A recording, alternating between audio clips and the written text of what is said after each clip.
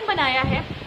वो आयत मकान इब्राहीम यहूदियन वला नसरानन वलाकिन काना हनीफम मुस्लिमा, यानी परवरदिगार आलम कुरान मजीद में 8 मरतबा लफ्ज़ इस्लाम का तकरार कर रहा है और 21 मरतबा लफ्ज़ मुस्लिम को दोहरा रहा है और 2 मरतबा मुस्लिमीन को दोहरा रहा है और फरमा रहा है कि देखो इब्राहीम ना तो यहूदी थे ना ही नसरानी थे।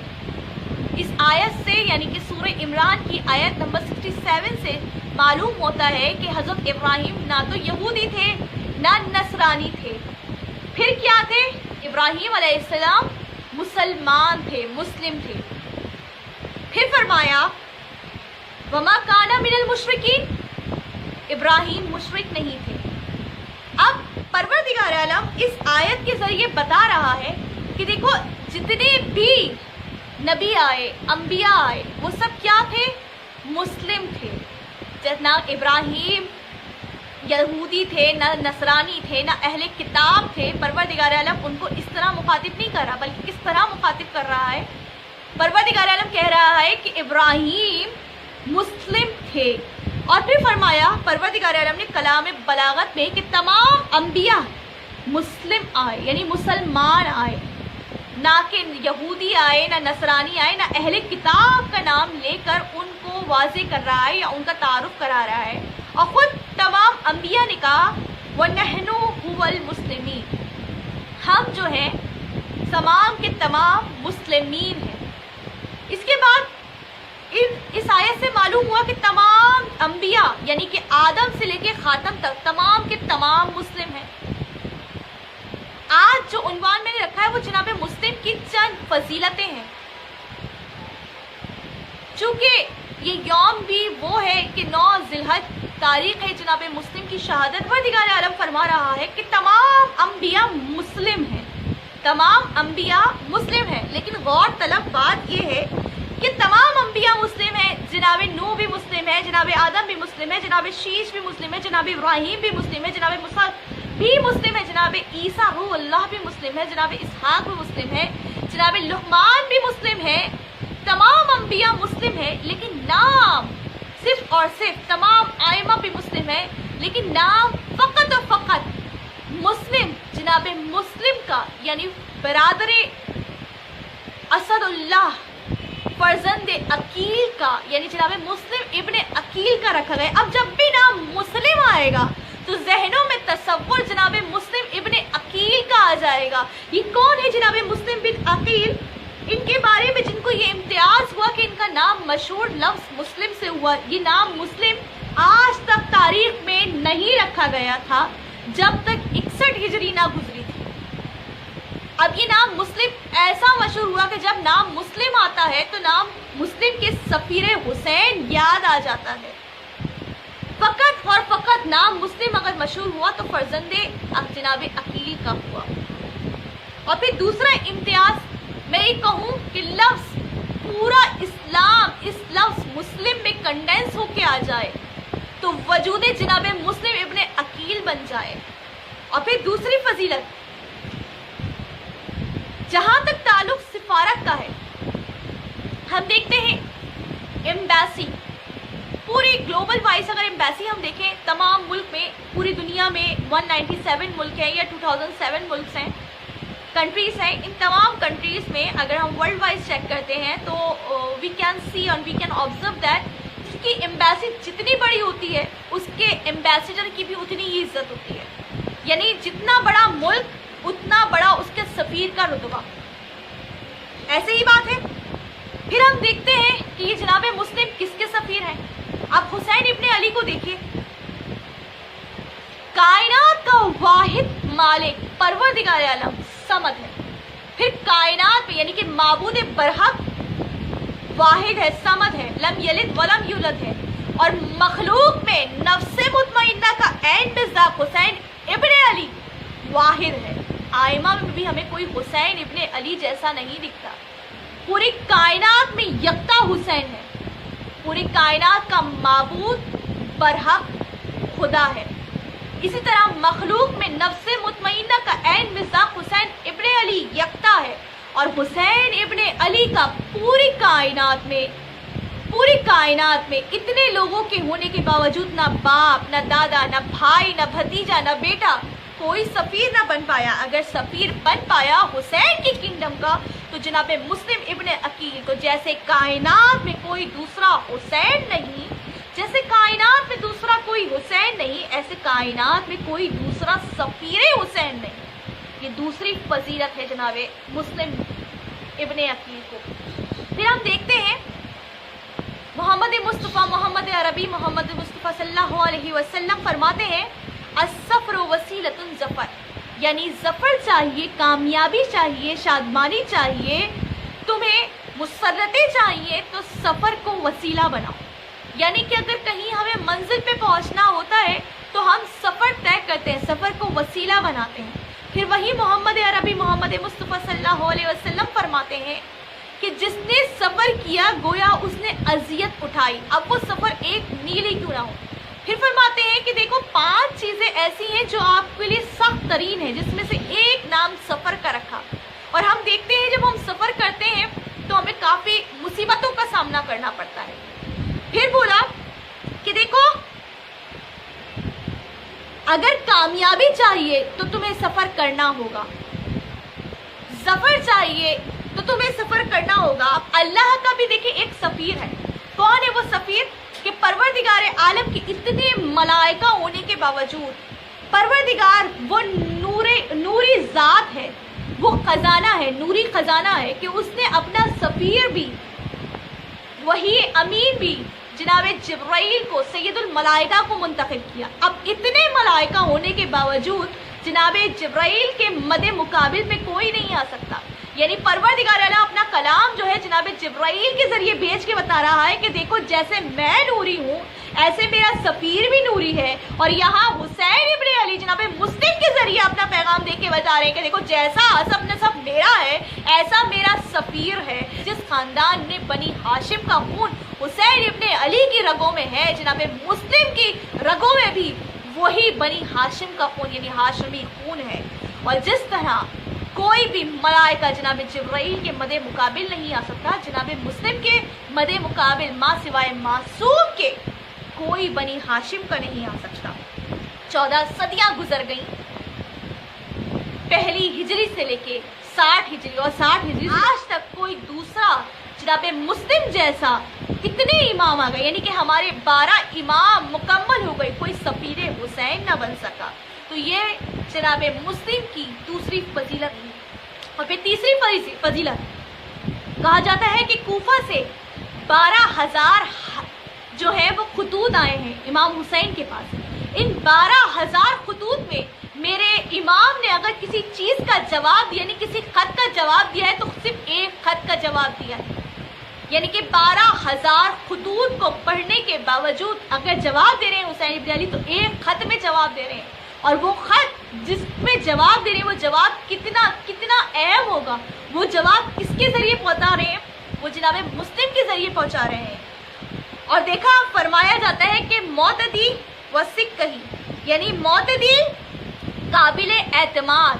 اب رسول کے معتدی جو ہے وہ حسین ابن علی ہے، اور حسین ابن علی کے معتدی جناب سفیر ہیں، تیسری فضیلت۔ اور پھر کہا گیا سکہ، یعنی کہ دیکھا جائے تو علی ابن ابی طالب حسین کے سکہ ہیں، اور حسین جو ہے ان کا سکہ جناب مسلم ابن عقیل ہے۔ اب چوتھی فضیلت دیکھیں، امتیاز دیکھیں جناب مسلم کا جو ہمیں نظر آتا ہے، ہر ایمبیسی ہر ریاست کا اپنا ایک کانسٹیٹیوشن ہوتا ہے، اپنا ایک قانون ہوتا ہے۔ تو جو ایمبیسیڈر ہوتا ہے یعنی کہ سفیر ہوتا ہے وہ اپنی کنگڈم، اپنی ریاست، اپنی جو مملکت ہے اس کا کانسٹیٹیوشن، اس کا آئین ریپریزنٹ کرتا ہے، اس کا لہجے کو بتاتا ہے، اس کے انداز کو بتاتا ہے، اس کے جیسا بن کے دکھاتا ہے۔ اب کوئی فرانس سے آئے گا تو وہ اپنے آپ کو اس طرح ریپریزنٹ کرے گا کہ اس کو دیکھ کے ہمیں یہ پتہ چل جائے گا کہ یہ فرانس سے آیا ہے۔ کوئی اٹلی سے آئے گا تو ہمیں یہ دیکھ کے معلوم ہو جائے گا کہ یہ اٹلی سے آیا ہے۔ کوئی ہندوستان سے آئے گا تو ہمیں یہ دیکھ کے معلوم ہو جائے گا کہ یہ انڈین ہے۔ اسی طریقے سے کوئی ایران سے آئے گا تو ہمیں دیکھ کے معلوم ہو جائے گا کہ یہ ایرانی ہے، کوئی عراق سے آئے گا تو ہمیں دیکھ کے معلوم ہو جائے گا کہ یہ عراقی ہے۔ تو معلوم یہ ہوا کہ جو جہاں کا رہنے والا ہوتا ہے وہ اپنے انداز سے اپنے آپ کو اس طرح ریپرزینٹ کرتا ہے کہ بتلاتا ہے کہ میرا تعلق اس ریاست سے ہے۔ اب جتنے بھی ایمبیسڈر ہم دیکھتے ہیں تو وہ لڑنے جھگڑنے والے نہیں ہوتے، ان کا انداز نہایت علمانہ ادبانہ ہوتا ہے۔ اب یہ بھی دیکھا جاتا ہے کہ جو سفیر ہوتا ہے اس کا اپنا کوئی موقف نہیں ہوتا، بلکہ اس کا اپنا مشن ذاتی کوئی نہیں ہوتا، مرسل کا جو مشن ہوتا ہے وہ خود اس کا مشن ہوتا ہے۔ معلوم یہ ہوا کہ وہ اپنے کسی ذاتی کام سے نہیں آتا، بلکہ بھیجنے والے کی مفاد کا محافظ ہوتا ہے، بھیجنے والے کے مشن کا تحفظ کرتا ہے۔ اسی طریقے سے حسین، اگر میں کہوں حسین ابن علی وہ ہے، اللہ کی توقع حسین ابن علی سے ہے، اور حسین ابن علی کی توقع مسلم ابن عقیل سے ہے۔ تو یہ وہ فضیلت جناب مسلم سے توقع ہے، کس طرح معلوم ہوتی ہے؟ تو ہمیں معلوم ہوتا ہے کہ حسین ابن علی نے اگر جناب مسلم ابن عقیل کو منتخب کیا بھیجنے کے لیے تو اس کی وجہ کیا تھی، یہ ہمیں معلوم ہوتا ہے جناب مسلم کے خطبات سے۔ میرے جناب مسلم کے خطبات کم از کم بھی 10 خطبات ہمیں تاریخ میں ملتے ہیں۔ پہلا خطبہ جب جناب مسلم نے مکہ سے نکل کے دیا، دوسرا خطبہ جناب مسلم نے راستے میں دیا، تیسرا خطبہ جناب مسلم نے مسجد میں پہنچنے کے بعد دیا۔ اور یہ وہ مسجد ہے کہ جب اس میں خطبہ دیتے ہیں جناب مسلم تو کہا جاتا ہے کہ جناب مسلم کے پیچھے 10,000 سے 40,000 لوگ ہیں، لیکن خطبہ پڑھنے کے بعد جب ہٹتے ہیں اور باب تک آتے ہیں، یعنی مسجد کے باب تک آتے ہیں، تو جناب مسلم تلاش کر رہے ہیں اپنے دائیں بائیں 10-20 افراد، اور پھر بعد میں تنہا رہ گئے۔ لیکن بلاغت کا، علم و شجاعت کا، تقوی کا وہ جوہر دکھایا ہے جناب مسلم نے، وہ پروٹوکول دیا ہے کہ تاریخ کہنے پہ یہ مجبور ہو گئی کہ جناب مسلم سفیر حسین ابن علی جیسا کوئی نہیں ہو سکتا۔ سے بات پڑھ رہی جناب مسلم کا جو خطبہ ملتا ہے ابن زیاد کے دربار میں، وہ بلاغت سے، شجاعت سے بھرپور خطبہ، جس میں میرے مولا نے زنجیروں میں جکڑے ہوئے ہیں لیکن شجاعت کا وہ جوہر دکھایا کہ ابن زیاد کے درباری یہ کہنے پہ مجبور ہو گئے کہ یہ بنی ہاشم کا شیر ہے، یہ اسد اللہ کے برادر کا فرزند ہے، یہ ہاشمیوں کا شیر ہے، اس کے رگوں میں ہاشمی خون ہے، یہ شیر جکڑا ہوا بھی ہو تو بلاغت کا، شجاعت کا وہ جوہر دکھاتا ہے کہ لوگ کہنے پہ مجبور ہو جاتے ہیں کہ یہی وہ لوگ ہیں جو اہل معرفت ہیں، یہی وہ لوگ ہیں جو صداقت کا پرچار کرتے ہیں، یہی وہ لوگ ہیں جو توحید کا پرچار کرتے ہیں۔ میرے مولا نے ابن زیاد کے دربار میں جو خطبہ جرأت اور استقلالی کے ساتھ دیا، آنکھوں میں آنکھیں ڈال کے دیا، اس کی پہلا اگر نقطہ میں بتاؤں جس کی ابتدا اس طرح سے میرے مولا کرتے ہیں، میں پناہ مانگتا ہوں ان امتیوں سے جو شیطان صفات رکھتے ہیں، جنہوں نے کتاب کو چھوڑ دیا۔ بس اتنا کہنا تھا۔ اب دربار میں تمام مسلمان بھرے ہیں۔ میرا یہ سوال ہے اور میرا یہ نقطہ زیر غور ہے کہ بھرے دربار میں جہاں تمام مسلمان بیٹھے ہیں اور جناب مسلم کے خطبے کی ابتدا یہ کہہ رہی ہے کہ میں پناہ مانگتا ہوں ان لوگوں سے، ان شیطانی صفت امتیوں سے جنہوں نے کتاب کو چھوڑ دیا۔ بھرے مجمع میں سے کسی نے یہ سوال نہیں کیا کہ ہم نے کتاب کو نہیں چھوڑا۔ معلوم یہ ہوا کہ بنی امیہ کے دور پہلی ہجری سے لے کے 61 ہجری تک، پہلی ہجری سے لے کے 60 ہجری تک سب کی اسکول آف تھاٹ یہی تھی کہ کتاب کا مطلب یہ ہے کہ دیکھو قرآن ناطق اہل بیت ہے، قرآن صامت جو ہے، کتاب صامت جو ہے وہ قرآن مجید، قرآن بلاغت ہے۔ کسی نے یہ نہیں کہا کہ آپ کیوں کہہ رہے ہیں کہ ہم نے کتاب کو چھوڑ دیا، بلکہ ہم نے تو اہل بیت کو چھوڑ دیا۔ لیکن معلوم ہوا اس تعریف سے کہ جس نے اہل بیت کو چھوڑ دیا گویا اس نے قرآن مجید کو چھوڑ دیا، اس نے سنت کو چھوڑ دیا۔ اب ہمارے یہاں تعریف کسی کو ڈیفائن کرنے کے لیے جو ورڈ یوز کیا جاتا ہے اس کی ایڈمائریشن میں، اس کی پریس میں، وہ بہت سے القابات ہوتے ہیں، لیکن عربی لغت میں اگر کسی کو بیان کیا جائے تو لفظ توضیح کا استعمال کیا جاتا ہے یا پھر وضاحت کی جاتی ہے اس کی، تو اسے بلاغت کے ساتھ جو ہے وہ ڈیفائن کیا جاتا ہے۔ اب جناب مسلم حضرت عباس کے بہنوئی کس انداز میں بیان کرتے ہیں وہ دیکھتے ہیں۔ دوسرا نقطہ، کہا کہ میں اس امت سے پناہ مانگتا ہوں۔ بتایا کون سی امت؟ کہا میں اس امت سے پناہ مانگتا ہوں، میں اس امت سے پناہ مانگتا ہوں کہ جس نے شیطان کی قدم بوسی تو کی ہے، جس نے شیطان کے قدم پہ قدم تو رکھا ہے، لیکن اہل بیت کے قدم سے پاؤں کو ہٹا دیا۔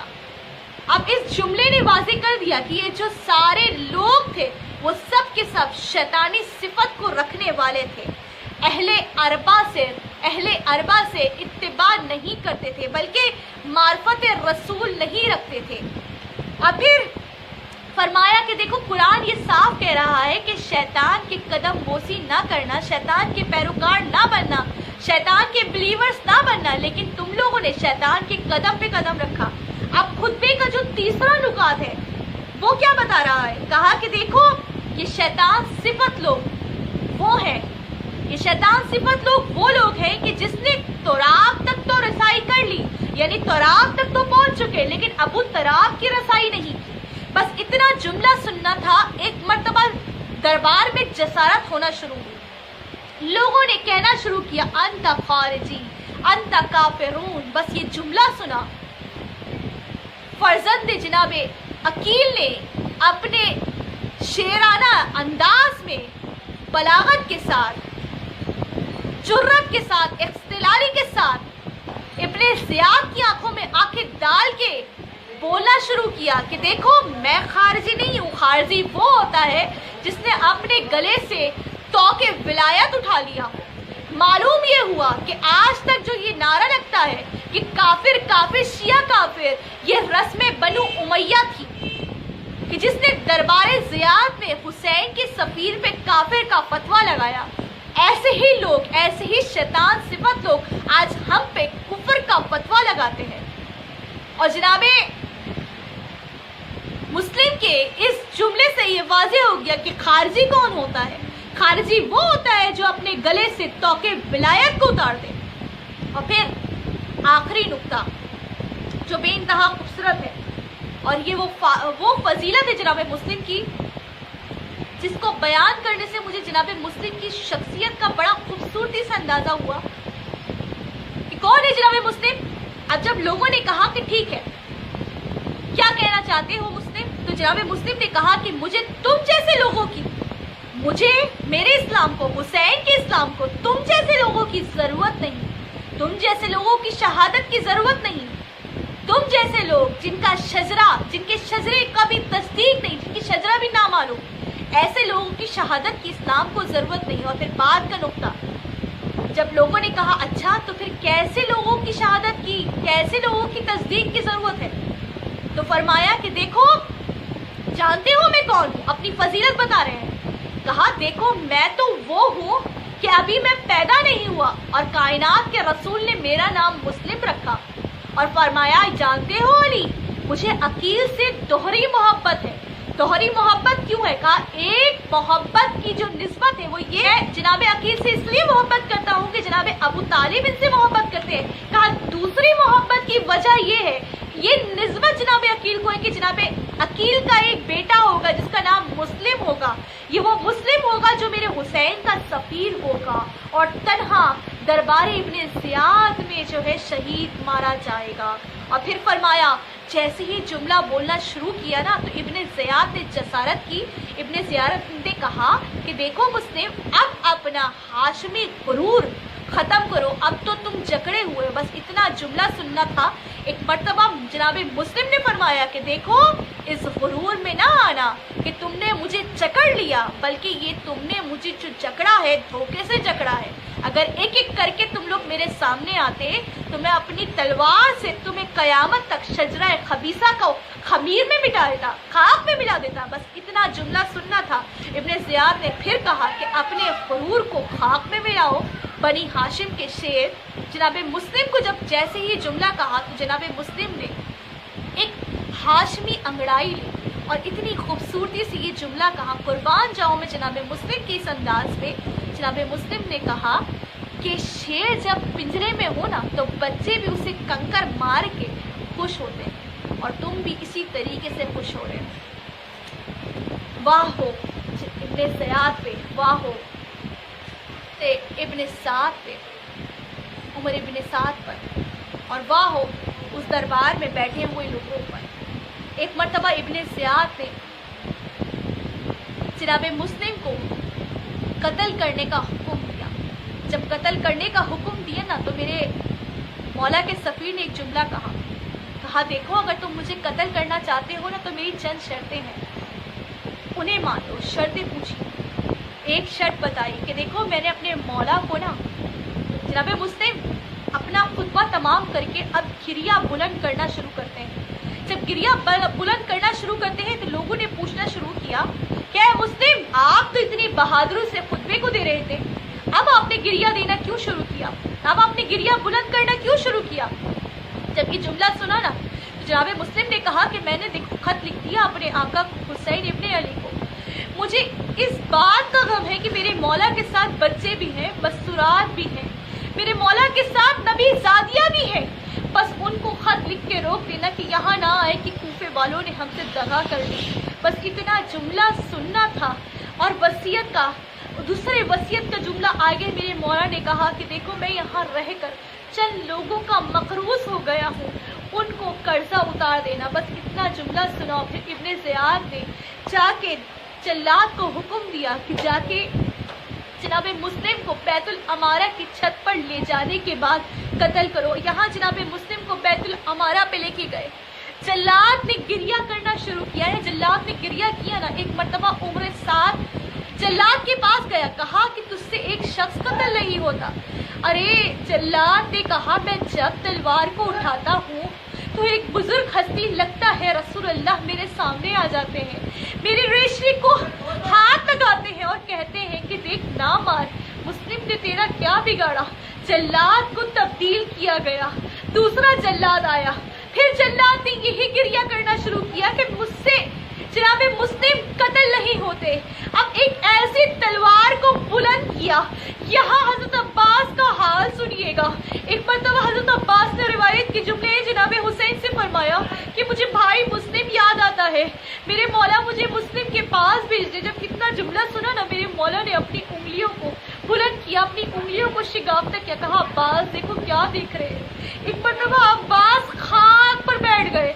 यहाँ अब्बास को खाक पर बैठना था। कहा हुसैन ने अब्बास तुमने क्या देखा। कहा मैं देख रहा हूँ बैतुल अमारा की छत है, मेरा भाई मुस्लिम है, एक जल्लाद है, हाय तलवार है, आका मुझे बैतुल अमारा भेज दे, अपने मौजे से बैतुल अमारा भेज दे। बस इतना जुमला सुनो ना मेरे मौला ने कहा अब्बास क्या करोगे। बैतुल अमारा जाके कहा कि मैं कुछ ना कर भी सका तो बैतुल अमारा की छत के नीचे अपने दामन को फैला के खड़ा हो जाऊंगा।